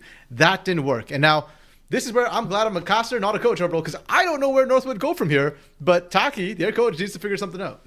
Yeah, 100%. And I mean, this is where players and champions are born, where they are forged, much like the Forge Trials, again, presented by the Army and National Guard. Find your calling at thenationalguard.com. That was what the video was earlier as well. Make sure to check them out. Northwood, though, taking a little bit of a cheeky chance. Fisher, yeah, that makes a lot more sense. I saw the logos get swapped around. Fisher on the blue side, Northwood going back to red. The Akali, I was like, ain't no way Northwood are banning that. But it is important to identify that the Annie, the Bard, and the Jace are all removed, as well as the Nocturne. So J4 and Scion, both up. Yeah, the junglers coming through. And with Fisher now being on blue side, they get to potentially pick the Jarvan for themselves, which is one of the most played champions for SNRB this split in the NECC. And it's a great facilitator as well. But of course, bro, how could I forget? Ezreal's still open. Karma can still be paired with Ezreal. And while Karma can still be paired with plenty of other AD carries, she did get slightly nerfed with a bit of her AD and how her shielding works later game. But her lane strength is still really, really strong. And Northwood, recognizing that, they have to split the duo. They're going to give the Karma over, but take the Ezreal for themselves. Yep, you can't not do that, and I think it is very important that for Northwood, they hang on to that champ as much as possible. You saw a little bit of that danger that could come through, and now you're actually going to go for a lot more of the offensive trait.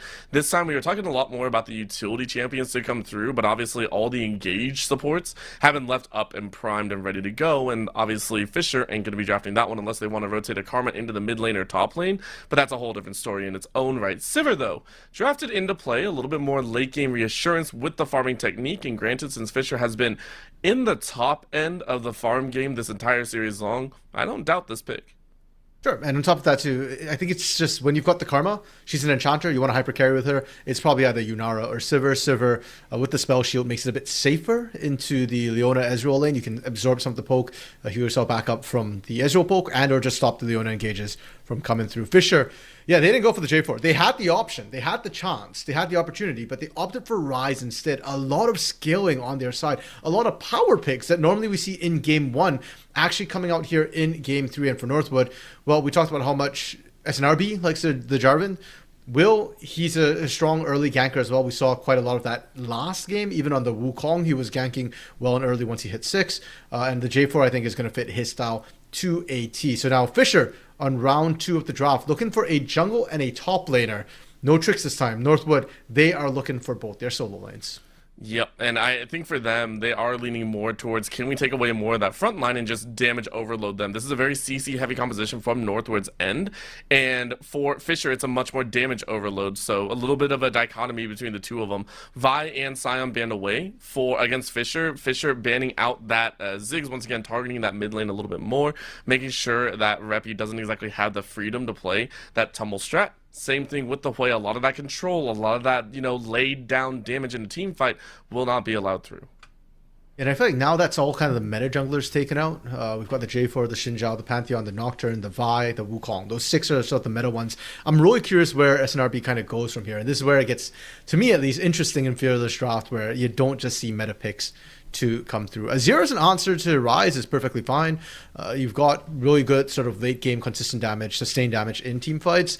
The laning is not terrible either, though Ryze can just push that lane and just kind of leave the lane a bit faster than Ryze can. Ryze really needs that 1-2 items to start matching that push. Gnar, blinded for Adrenalina. It's really solid pickup. Not a ton of bad lanes to come through, and that's a jungle pick, Orbital. A bit out of left field, but Olaf to come through. And we talked about Northwood. Yeah, they've got a lot of CC, but Olaf doesn't care about any of that.